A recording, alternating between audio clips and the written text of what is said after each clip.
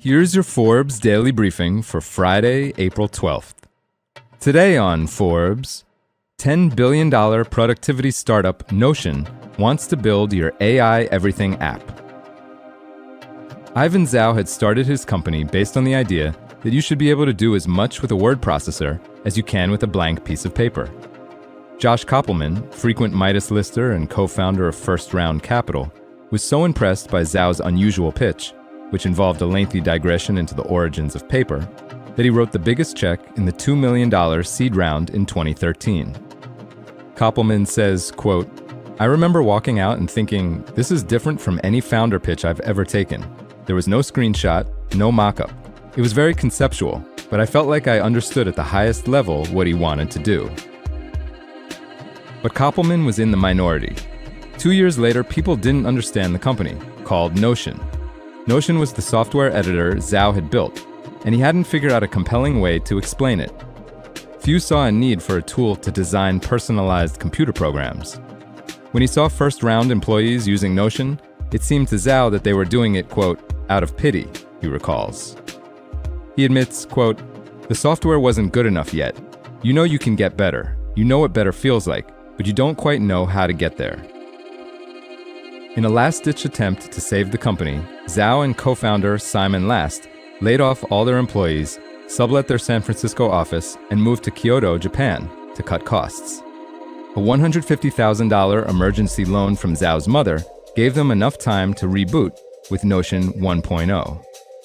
The software editor was still there, but now Notion looked like a productivity tool on the surface, a minimalist twist on Google Docs that also let you easily make wikis and manage your to-do lists. In August 2016, they released it on app discovery site Product Hunt. It was the site's most popular product of the day, then week, then month. Within weeks, Notion, which is free but charges power users upward of $8 a month, was turning a profit and had become one of Silicon Valley's hottest startups. Zhao and Last returned to San Francisco triumphantly. Notion was spreading globally. 80% of users are outside the US, on word of mouth alone. It hit its first million users in 2019. Students liked it for making to-do lists and taking class notes. Design-minded entrepreneurs used it to replace the traditional pitch deck, and artists used it to show off their portfolios. How I Use Notion tutorials flooded YouTube.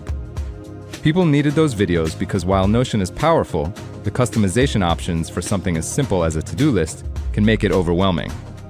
One of the most popular is a relatively simple walkthrough of the software that shows how to get started using it, quote, without losing your mind.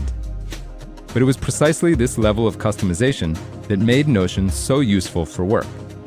Employees at DoorDash and Nike adopted it to manage projects or share notes.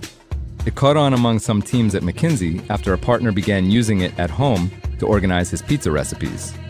Scott Belsky, Adobe's chief product officer, used Notion to organize all his research and write the drafts to his best-selling book, The Messy Middle. He says, quote, "In a wonderful way, Notion has collapsed the concept of a website and a document." In January 2021, a handful of those How I Use Notion videos went so viral on TikTok that the demand for downloads overwhelmed the company's servers, and Zhao was forced to pause all product development for 6 months to shore up the back end. At the time, the app had 20 million users. Now it's fast approaching 100 million, Zhao says. By Forbes' estimate, it made $250 million in revenue last year and remains profitable. Later this year, the company hopes to debut Notion 3.0. Users got a preview when the company launched an artificial intelligence bot in November 2023 that can rapidly surface anything stored inside Notion, part of the company's aggressive bet on generative AI that earned it a place on Forbes' 6th annual AI 50 list, which was released yesterday. For full coverage, you can see our video interview with Ivan Zhao and check out Kenrick Kai's piece on Forbes.com. This is Kieran Meadows from Forbes. Thanks for tuning in.